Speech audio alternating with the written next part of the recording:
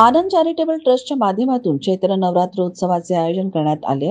या नवरात्र उत्सवाची सुरुवात गुढीपाडव्याने झाली आहे. तसेच 9 एप्रिल 2024 ते रामनवमी बुधवार दिनांक 17 एप्रिल 2024 पर्यंत चालणाऱ्या या नवरात्र उत्सवात अनेक मान्यवर देवीच्या दर्शनाला येत असतात. या 9 दिवसात चैत्र नवरात्र उत्सवाच्या या 9 दिवसात रोज सकाळी 9:30 ते दुपारी 12:30, दुपारी 3 ते सायंकाळी 5:30 वाजेपर्यंत 9 कुंडांवर होम सायंकाळी 5:30 ते 6 वाजेपर्यंत देवीची आरती होते.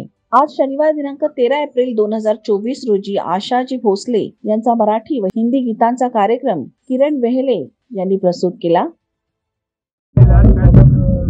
नवरात्र उत्सव म्हणजे एक शक्ती देवतेचा उत्सव असतो, ऊर्जा देवतेचा उत्सव असतो आणि खरा अर्थानं नवरात्र उत्सव म्हणजे आई भवानीचा देवीचा उत्सव.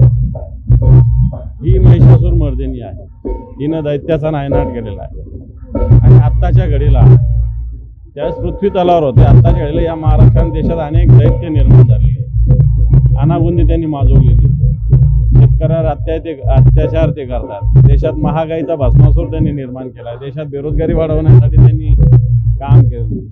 मला वाटतं अशा भस्मासुराचा, अशा दैत्याचा सुद्धा नायनाट करण्याची शक्ती,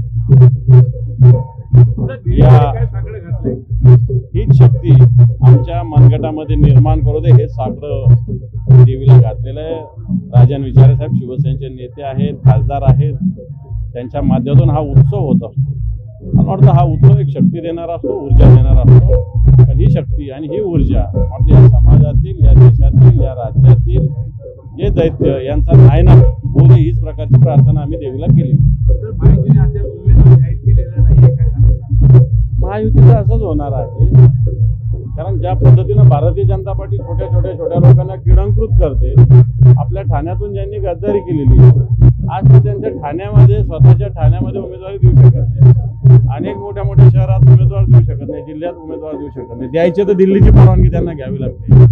अशा प्रकारची मजबुरी निर्माण झालेली, याला कारण गद्दारी आहे. पण मला त्याची परिणाम भोगावे लागतात.